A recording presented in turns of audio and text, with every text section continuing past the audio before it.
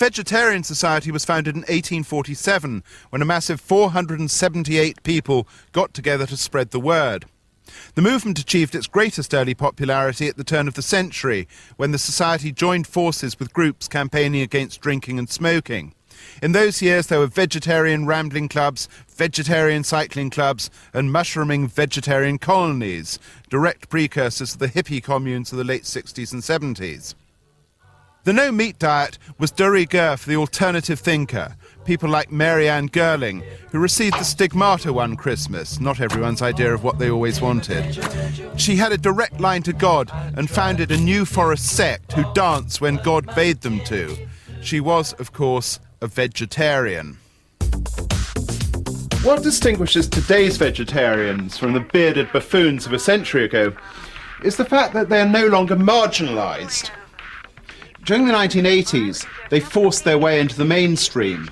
They've learned how to make a noise in inverse proportion to their number.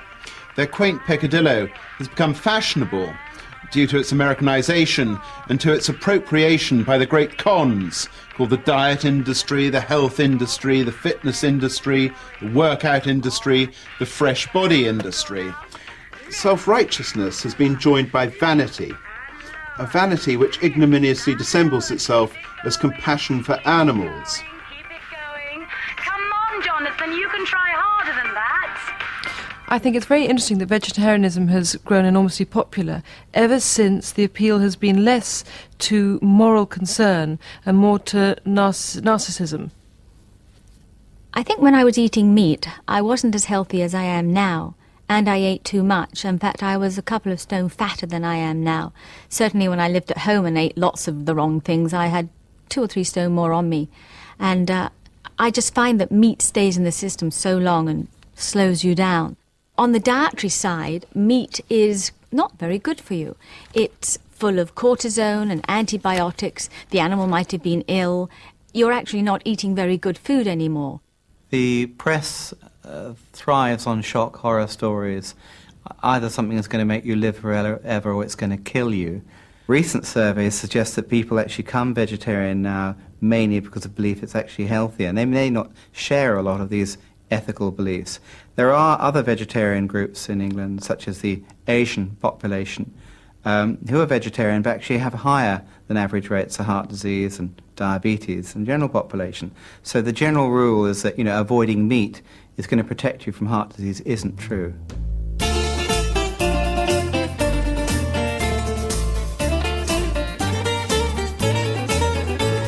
I issued a challenge in which I said I would give £10,000 to 4 or 5 adults, preferably intensive farmers, who would live in a scaled-up human battery cage for 7 days and 7 nights.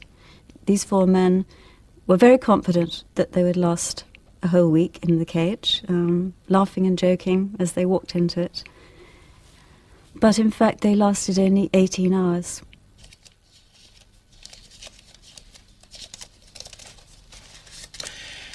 Carnivores and vegetarians alike should condemn factory farming.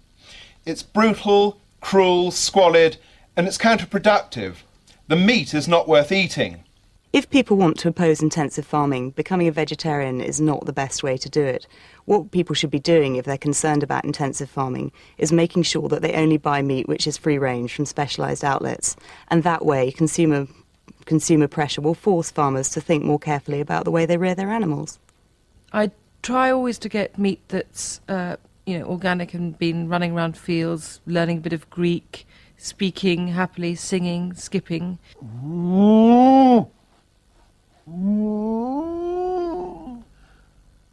I guess I should be grateful when a vegetarian tells me with dour glee that I risk contracting Creutzfeldt-Jakob disease from the ingestion of beef.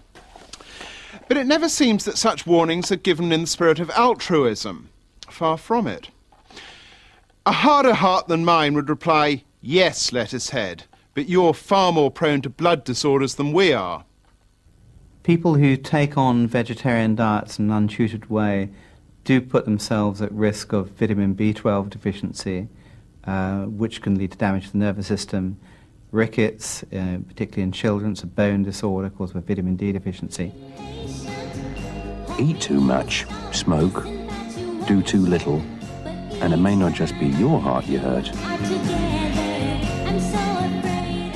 There exists an unwitting collusion between pulse extremists and the Minister of Health's tax-funded propaganda, which may not be specifically pro-veg, but which is strenuously directed towards the sort of self-denial of which vegetarianism is the brand leader. As long as it's preaching long life, we're foolish enough to think, good old government, yes, that sounds a good idea to have long life. Well, then you examine this long life which it's offering, and it's a life in the last 10 years, perhaps, spent in a sort of semi-conscious state, lying in racks, being turned like wet hay 3 times every 24 hours. There's a great danger in our society of blaming people's ill health on them. Yeah. And this is typified in sort of government policy nowadays, that if you're ill, you're somehow culpable. I think the truth is that 80% of what's going to happen to you is going to happen anyway. That is partly determined by genetics, by factors we don't understand, and then maybe you've got 20% to play with. If I were really told you live to 92 instead of 90, or 58 instead of 56, I'll tell the doctor to go to hell. Yeah. For 2 years, and vegetarianism, no sir. I'll go down with the meat.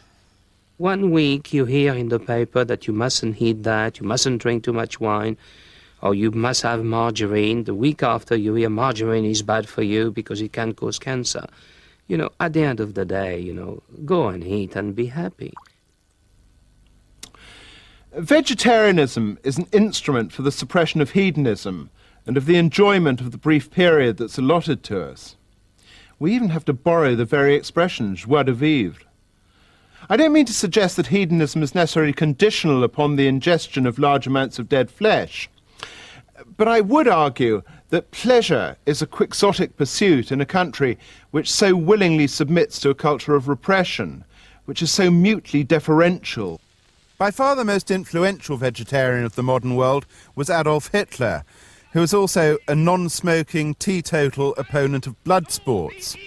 Many of his qualities are shared by today's extreme vegetarians. Fanaticism, a background in crankish cults, and, most telling, a moral inversion in their attitude to animals. And I feel that there's an exact similarity between what the Nazis did to human beings and what we are doing to intensively farmed creatures today. This vegetarian came across and sat, and he got very hostile to me because he belonged to, I think, the Goose Liberation Front or something like that, and that he would lay down his life for the goose's liver, and that I was a reactionary, and you, Dr. So, you're always talking about the freedom of blacks, and he actually equated the freedom of blacks with the freedom of the goose. No, I can't understand that. I can't be anything but hostile to that kind of tyranny.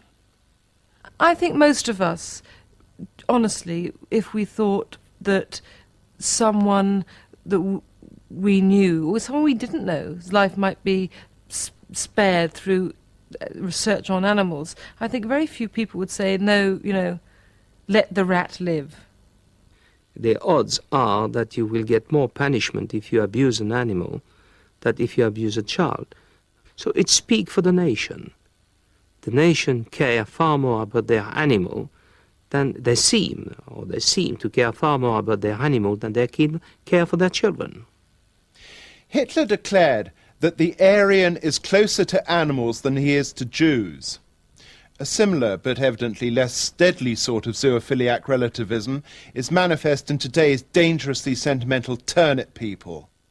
Every day in this country alone, we witness the equivalent of the Jewish Holocaust in the Second World War.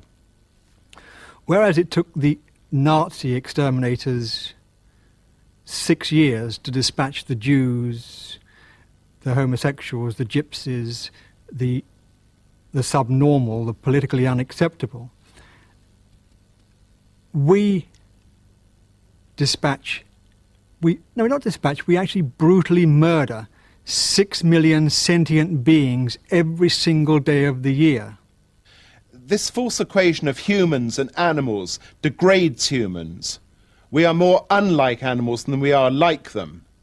But try telling that to the poor benighted dorks who have the temerity to compare factory farms to Auschwitz. That terrible place was a site of the mass destruction of people. The gulf between humans and animals is so vast that thankfully only about 4% of the population is unable to see it. But that's still something